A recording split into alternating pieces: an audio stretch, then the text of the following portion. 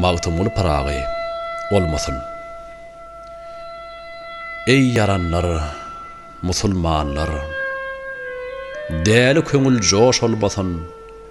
Ýene bir ýagşy ýigide yaman hatyn duş olmasyn. Her kim alsa hakdan rehnet, gider gaýgy galmaz mehnet. Arslan bolsa durmaz döwlet, hiç ülke biwaş olmasyn.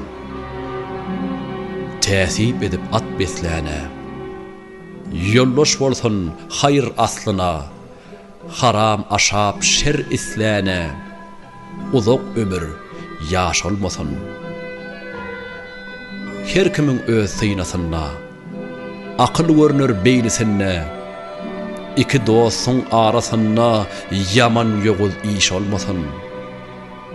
Her kişiniň öz zürriýaty